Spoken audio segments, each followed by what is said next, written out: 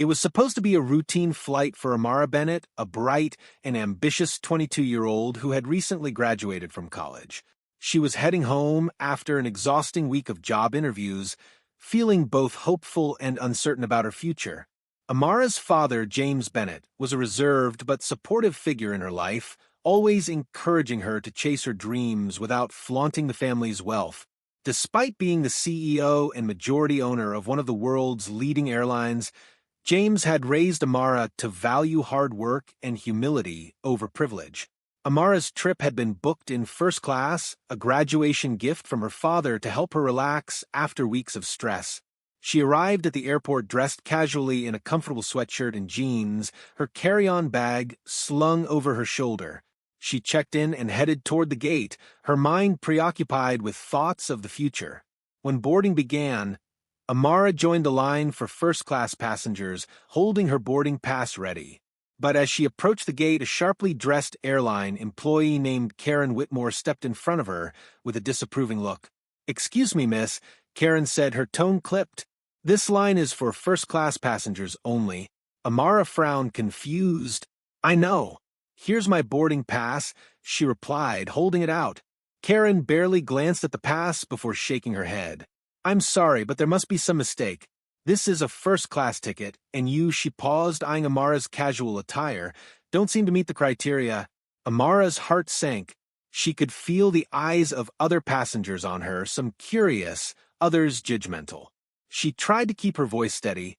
"There's no mistake. My father booked this ticket for me." Karen crossed her arms. "Sure he did. But unless you can prove that, I'm afraid you'll need to move to the economy line." Amara stared at Karen, her chest tightening as the humiliation of the moment began to set in. Passengers in line behind her whispered among themselves, their curious eyes flitting between her and the gate agent. Amara took a deep breath, trying to maintain her composure. "I already showed you my boarding pass," Amara said firmly, holding it out again. "This seat is mine." Karen's expression hardened. "Miss, we've had issues before with people trying to sneak into first class. I'm just following protocol." Amara's face flushed with a mix of embarrassment and anger. "I'm not sneaking into anything. My ticket is valid. Are you questioning me because of how I look?" Karen hesitated for a fraction of a second before replying, her tone defensive. "That's not what this is about. It's about ensuring that everyone is where they're supposed to be." "And where am I supposed to be, according to you?" Amara asked, her voice rising slightly. Karen opened her mouth to reply, but was interrupted by another employee, David, who had overheard the exchange. He approached the gate with a calm but concerned expression. "What's going on here?" "This young lady claims she has a first-class ticket," Karen said, her voice laced with skepticism. "But, well, it doesn't add up." David glanced at Amara, who met his gaze with quiet determination, then turned to Karen. "Let me see her boarding pass." Amara handed it over, and David inspected it carefully.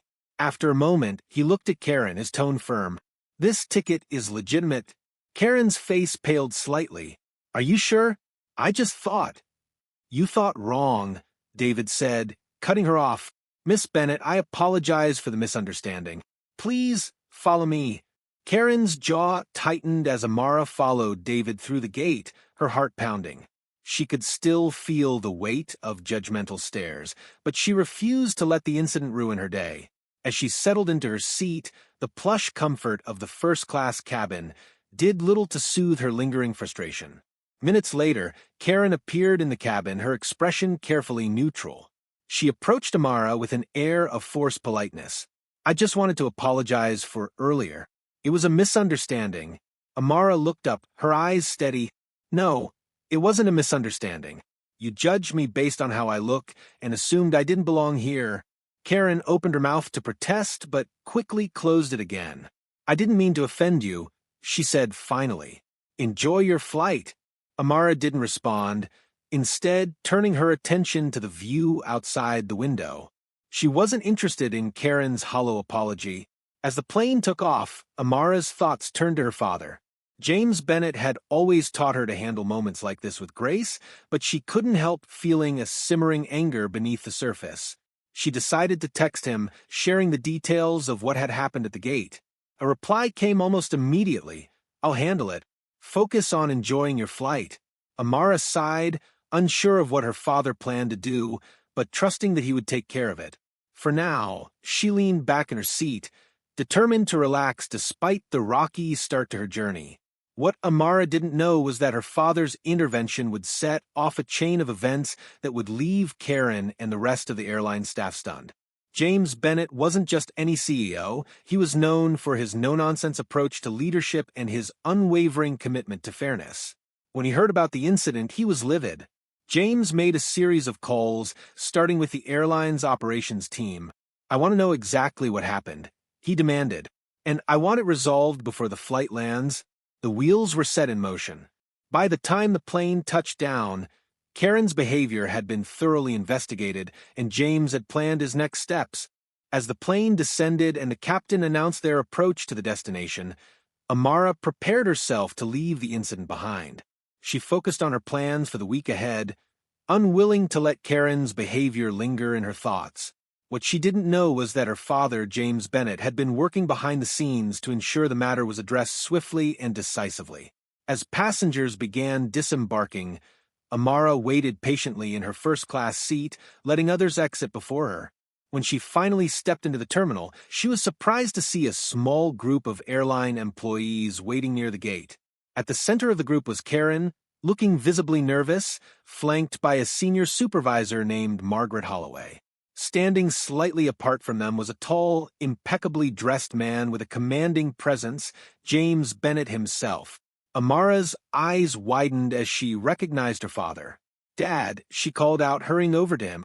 James smiled warmly at his daughter, but there was a sharpness in his gaze as he glanced toward the airline employees.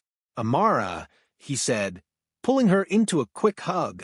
"I wanted to greet you personally." Karen's face turned pale as realization dawned.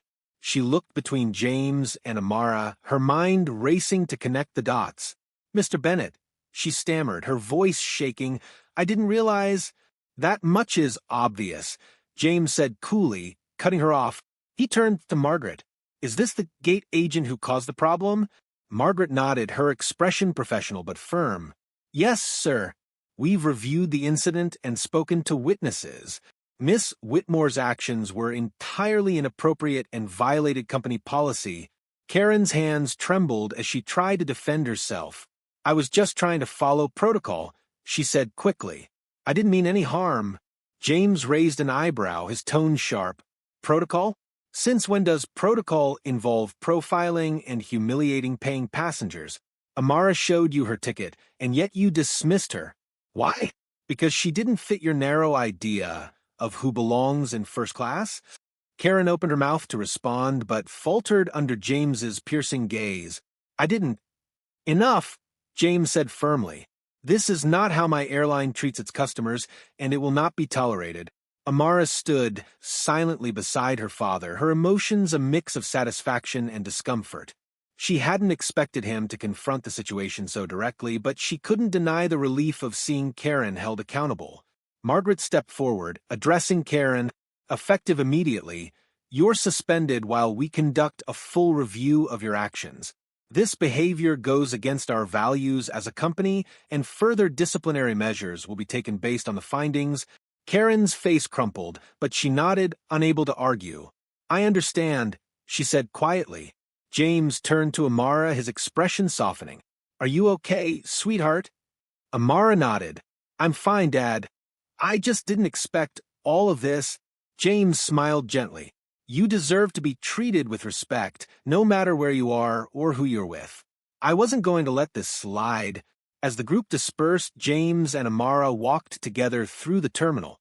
Amara glanced up at her father, her heart swelling with gratitude.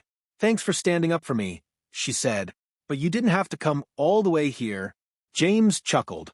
"I'd fly across the world for you, Amara. And this wasn't just about you. It's about making sure no one else has to go through what you did." Amara smiled, feeling a warmth that went beyond her father's words. Despite his wealth and influence, James had always been a man of principle, and seeing him act so decisively reminded her of the values he had instilled in her. As they left the airport, Amara couldn't help but reflect on how much the incident had taught her. She realized that while prejudice and judgment still existed, she had the strength to rise above it and the support of a father who would always have her back. The experience had been painful, but it had also shown her the importance of standing up for herself and others. Meanwhile, Karen's actions sent ripples through the airline. James ensured that additional training on diversity and inclusivity was implemented across the company, determined to prevent such incidents from happening again. Amara's story became a catalyst for change, a reminder that everyone deserved respect, no matter their background or appearance. The incident at the airport, though deeply unpleasant for Amara, sparked a significant shift within the airline. James Bennett, determined to uphold the company's values of respect and inclusivity, turned his frustration into action. Within days of the confrontation, he convened a meeting with the airline's executive leadership to address what had happened and to implement systemic changes. "This isn't just about my daughter," James began, his voice firm as he addressed the room. "This is about ensuring that every customer, regardless of how they look, is treated with dignity and respect. Incidents like this cannot and will not happen again."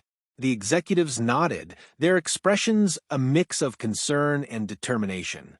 James outlined a series of measures aimed at addressing biases and improving customer service. These included mandatory diversity and sensitivity training for all employees, stricter oversight of gate operations, and a zero-tolerance policy for discriminatory behavior. "We're in the business of connecting people," James continued, "not alienating them. If we don't reflect that in every interaction we fail." The changes were rolled out swiftly, with employees across the company participating in workshops and seminars designed to challenge stereotypes and foster empathy. Karen, who was still under review, was required to complete the training as part of her disciplinary process. Though initially defensive, she began to recognize the harm her actions had caused.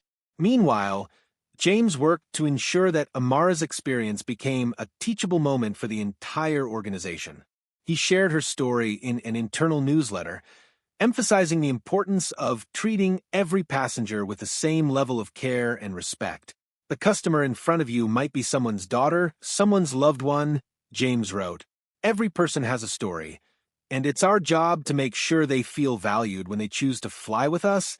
Amara, though hesitant at first, became involved in her father's efforts. James invited her to speak at a company town hall, sharing her perspective as both a passenger and someone who had faced judgment based on appearances. Though nervous, Amara accepted, realizing that her voice could make a difference. Standing before a packed auditorium of airline employees, Amara recounted the events of that day. "I didn't expect to be treated differently because of how I look," she said, her voice steady. "But in that moment I felt small, like I didn't belong. No one should ever feel that way." Her words resonated deeply with the audience, many of whom approached her afterward to express their support. Amara felt a sense of empowerment she hadn't anticipated. By sharing her story, she had turned her pain into a force for change. Outside the airline, the story began to gain attention as well. Passengers who had experienced similar treatment came forward, sharing their own accounts and applauding the airline's response. The incident sparked broader conversations about bias in the travel industry, prompting other companies to evaluate their policies and practices. James and Amara's efforts didn't go unnoticed. The airline received praise for its proactive approach, and Amara found herself invited to participate in panel discussions and events focused on promoting inclusivity. Though she hadn't planned to become an advocate, she embraced the opportunity to use her experience to help others. Through it all, Amara and her father grew closer. The incident had reminded her of the importance of standing up for herself, but it had also shown her the depth of her father's love and commitment. James, in turn, was proud of how Amara had handled the situation with grace and strength. One evening, as they sat together in James's office, Amara looked up from the reports she was helping him review. "You've done so much to make this right," she said, "but it's not just about the airline. It's about how we treat people everywhere." James nodded, his expression thoughtful. "You're right. This is bigger than us." But every small change we make can lead to something greater. Their shared mission became a bonding experience, strengthening their relationship and inspiring them both to continue advocating for fairness and respect. Amara's journey from humiliation to empowerment became a testament to the power of resilience and the importance of using one's voice to create change. The changes James implemented at the airline extended far beyond its policies. His leadership during the aftermath of Amara's experience became a cornerstone of the company's evolving identity. The airline was no longer just a business. It was a symbol of respect, inclusivity, and progress. This transformation also sparked a ripple effect in the industry, with other airlines adopting similar measures to address biases and improve their customer service practices. Amara, meanwhile, found herself stepping into a new role she had never anticipated, a voice for equity and fairness. Invitations to speak at conferences and events continued to pour in, and though public speaking didn't come naturally to her, Amara accepted each opportunity with quiet determination. She knew that her story had the power to inspire change, and she was determined to use it for good. One of her most memorable moments came at an industry summit where Amara delivered a keynote speech to a room filled with executives, policymakers, and community leaders. Standing on the stage, she spoke candidly about her experience, her father's response, and the lessons it had taught her. "It's easy to judge someone based on appearances," Amara said, her voice steady. "But when we do that, we miss the chance to see who they really are. We all have the power to choose kindness, fairness, and respect, whether we're running a company or simply interacting with the person next to us." The audience gave her a standing ovation, and James, seated in the front row, couldn't hide his pride. Afterward, attendees approached Amara to thank her for her words and to share how her story had inspired them to reflect on their own actions. As Amara's influence grew, she began collaborating with her father on new initiatives that went beyond the airline. Together, they launched the Bennett Foundation for Inclusivity, a nonprofit organization dedicated to fostering understanding and respect across industries. The foundation offered workshops, resources, and grants to companies and individuals working to combat discrimination and promote equity. The foundation quickly gained momentum, and Amara took on a leadership role within the organization. Though she had once envisioned a different career path, she found immense fulfillment in her work.